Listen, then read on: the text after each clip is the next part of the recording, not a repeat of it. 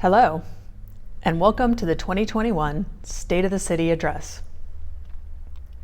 When I first took office a year ago, I never envisioned that this address would be virtual.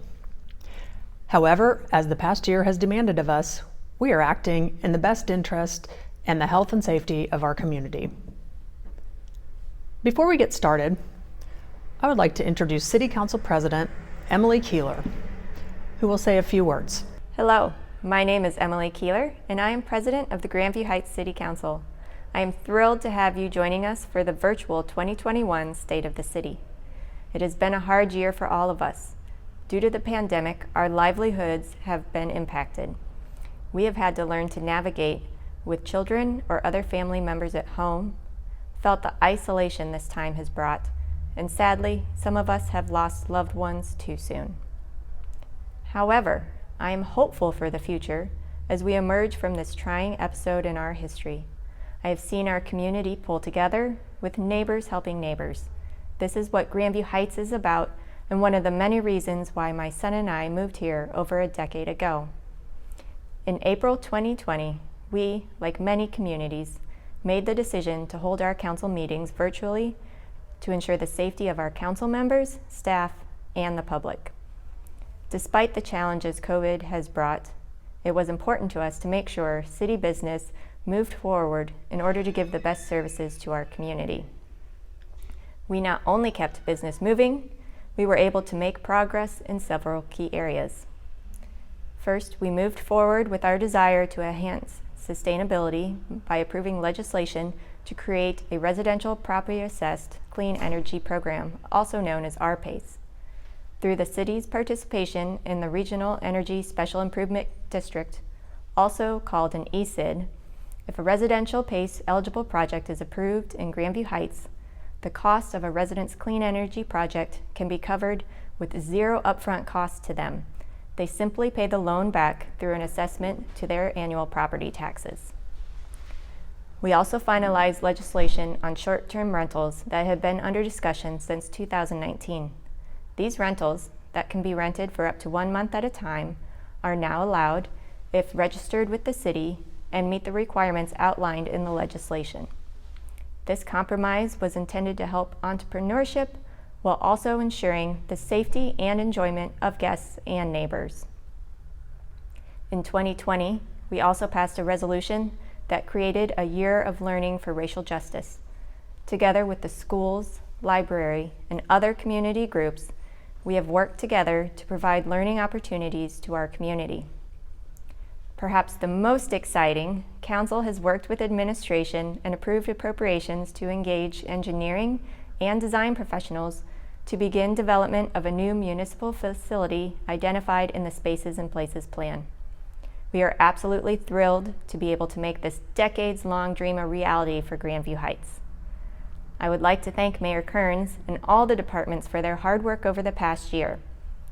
Their dedication to providing world-class services have helped bring a little sunshine during some of these gloomy days.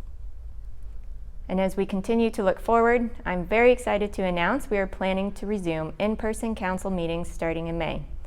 As always, we welcome your input and look forward to seeing you at meetings, hearing from you via email, or just seeing you around town. Thank you for being our neighbors and for joining us today. Thank you, President Keeler. And thanks to the rest of Council.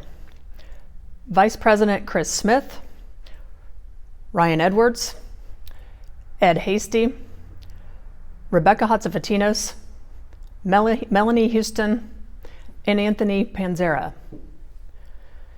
We appreciate your dedication and commitment to the community. What a year it's been.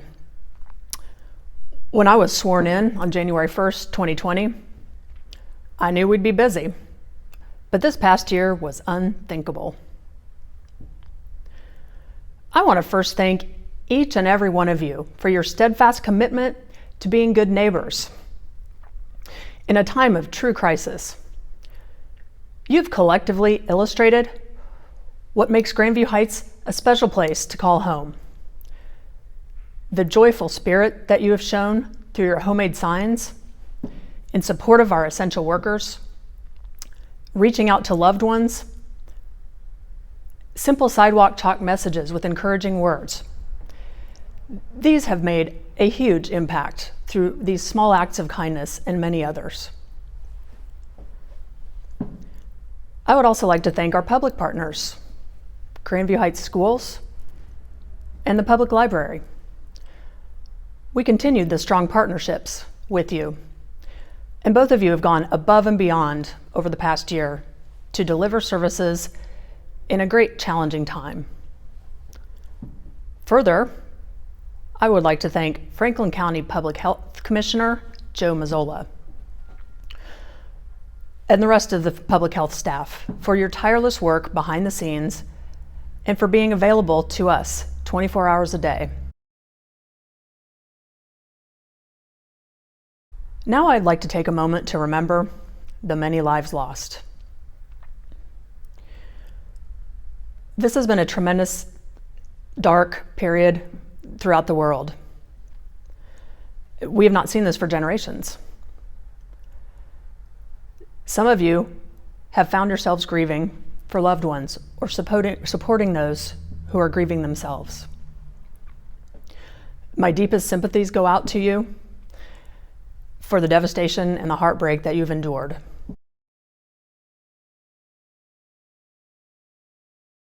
Many of you have experienced personal challenges, changes to your daily lives, and threats to your livelihoods. I offer my sincerest gratitude to our essential workers, our healthcare workers, and others who have put in hours and made sacrifices far beyond true comprehension. You have placed our collective needs above your own, and you've continued to do jobs that often do not get enough gratitude. We would not be able to get where we are without you, so thank you. In March 2020, we closed our facilities to everything but essential business in order to keep you and our employees safe. But though our doors were closed, we're working as hard as ever to continue delivering services. I, along with our staff, set out to achieve numerous goals. We began 2021 having fully transitioned and onboarded our management team, including several newly appointed department heads, replacing those who retired or were appointed to other positions. As Grandview Heights grows, we must expand our ability to provide services that you expect and desire. In 2020, our population was approximately 25% larger than it was in 2010. We continue to find ways to streamline and improve our service delivery to give you the best experience possible. We're not always perfect, but we strive every day for the utmost professionalism and high quality as we deliver services to the public. Over the past year, all of our departments have been nimble in their ability to tailor operations and adjust as circumstances have required. With the Grandview Center temporarily closed, our Parks and Recreation staff completely reimagined their programs, and on a monthly basis, and sometimes weekly, offering new activities to do at home and to find ways to engage in our community celebrations, cherish traditions, and celebrate from the safety of your own homes. And as the weather changed and circumstances improved, we've been able to reinstitute programs and offer safe activities outdoors and in smaller groups, as well as socially distanced indoor options. Our safety services departments faced much change last year as well. In March, I appointed Ryan Starnes to police chief, and he assumed office with a focus on community engagement and enhanced training. In his first year, Chief Starnes completed a comprehensive review of policies of the police division, and we've published them on our website. In June, the men and women of the division routed our largest protest to date through the streets of Grandview Heights, and ensure the protection of people who are there exercising their constitutional rights. The division also published its first survey in the fall of 2020, the first of its kind in Grandview Heights. We look forward to conducting surveys periodically in the future to gain valuable feedback from everyone we serve. Later in the spring, I appointed Fire Chief Greg Eisenacher to lead the Division of Fire and Emergency Medical Services. The division has been a key part of fighting the COVID-19 pandemic, from treating patients to assisting with vaccination clinics as we get as many people vaccinated as possible in the region. One of the initiatives that the Division of Fire is now focusing on, and I'm excited to tell you about, is community paramedicine. We have a relatively healthy community, but prevention of disease is critical. We'll be sharing more information in the coming months about how residents can participate in the community paramedicine program. When I first came into office, one of my top priorities was modernizing the city's information technology and communications infrastructure. Without the right capabilities, keeping up in the information age proves very difficult. It's important that the city consistently delivers, through a variety of accessible channels, important information to you, such as public safety alerts, vaccine availability, and information such as when your street will be swept. We've encouraged people to sign up on our website for alerts, text messaging, or email alerts. To avoid congregating in public, all of our public meetings shifted almost overnight to a virtual format. We had no idea how important this technology function would be. But the focus has not been limited to city meetings and social media. Our staff has redesigned our website and included a translation tool to improve accessibility and translate text into different languages. We're fortunate that despite the tough year for many, Grandview Heights remains a destination where businesses want to be. We're at the forefront of development. We're entering a new phase as we see our last two large brownfield areas, Grandview Crossing and Grandview Yard South, be redeveloped to modern, mixed-use districts, attracting residents, businesses, and visitors alike. The pandemic has been especially difficult for small businesses. Restaurants, bars, and retail have been particularly challenged as they rely on walk-in in-person traffic. We've lost several establishments, but we continue to gain new endeavors, including on our iconic Grandview Avenue strip, as well as all of our commercial areas. And I hope you will join us in supporting local businesses, shopping and dining locally.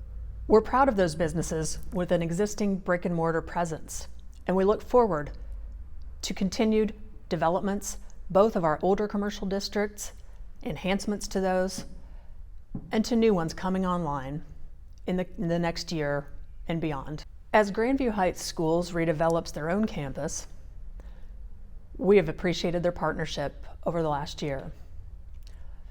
I want to especially thank students and parents, school administration and employees, the construction workers, and especially residents who live in the area. Living adjacent to an active construction site is not easy. We appreciate your patience with the disruption and the many interruptions. While we are proud of the development occurring within our borders, Grandview Heights is at the table regionally, with our proximity to Columbus and many destinations. We have a joint economic development partnership with Clinton Township. and the board has contributed to the regional study of the Northwest Transportation Corridor, a key arterial route that provides access in and out of Grandview Heights. It's a multimodal study, and we look forward to further improving the quality of life in our community and in the region. Last year, we encountered unprecedented and difficult times as an organization, as a community, and as a society. But we remain steadfast in our conviction that our best days are before us. We're energized by the successful rollout of the vaccine program. And we're at an exciting crossroads for growth and improvement, with plentiful opportunities to maintain the highest quality of life in our community.